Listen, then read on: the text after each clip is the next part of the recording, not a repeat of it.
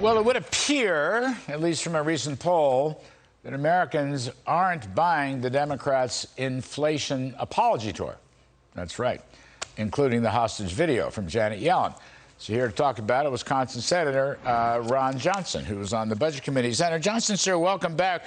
The numbers are pretty bad. Let's see. This is, and it's a liberal poll, ABC News Ipsos, right? Approve of Biden's handling of inflation, 28%. Disapprove, 71%. What do you make of that? I mean, after all, they had apologies, the president's op-ed piece, Janet Yellen's hostage video. They're all going out doing the same thing. Didn't seem to work, Senator Johnson. Why do you think that is? Well, my first question is, how can his approval ratings be that high? How can there be 28% of the American population that actually approve what's happening in this country? But, you know, when I talk to people at the gas station, I mean, they are upset. They're outraged. It's, you know, it's costing them more than $100 to fill up their truck, and that's when they can fill up the tank. A lot of them can only put in $40 worth, and that's not even half a tank in some cases. So, you know, people are really noticing it. They're going to the grocery store. They know that they're not getting what they used to be able to buy because inflation's pushing up food prices. But gasoline, that is the one that really, everybody sees what the price per gallon is. In Wisconsin now, we've had some of the first gas stations top over $5 a gallon. Again, this is completely out of control, and people are noticing it. Senator, you know, when you look at the president's op-ed piece in the Wall Street Journal a week ago today, which started the whole business about the apology tour, and he says it several times, and his spokespeople have said it, that the root cause of the inflation is really Vladimir Putin, and you could sprinkle some COVID pandemic supply shortages. Nothing to do with their fiscal and monetary policies. My question to you is that the reason the polls are so bad? That they just don't buy his explanation? Or it's just a question of, so far, the results are even more inflation?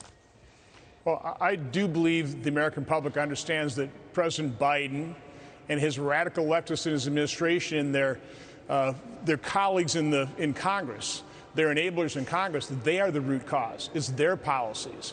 And, you know, as much as the media, the mainstream media, is trying to spin it in another direction, people recognize the fact that when you declare war on fossil fuels, that's going to drive up the cost of gasoline, the cost of energy. They also recognize that energy is a major cost component to other goods and services. They realize when you print trillions of dollars of money you don't have, that's too many dollars chasing too few goods. So the American people are smart enough not to be bamboozled by the president's spin and, quite honestly, the complicit media that's trying to prop him up. One of the things that bothered me the most, Senator, is that in Mr. Biden's explanation in the Journal, and also his spokespeople, they keep telling us the recovery was stalled or the economy was terrible. Buttigieg said on the Sunday shows yesterday, or one of them, that we were facing a recession or a depression at the beginning of their administration. I can't understand that, Senator Johnson.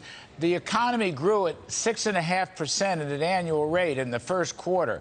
In fact, it grew at about 35% in Q3 of 2020, then 4.5%, then 6.5% at the time of the inauguration. What recession? What depression? And why did we need $2 trillion in stimulus? Larry, coming out of the COVID recession, there was so much pent-up demand. You know, all the COVID relief put so much money, disposable income, into Americans' pockets, so they had money to burn. And there was, again, this pent-up demand for products, so the economy just should have taken off.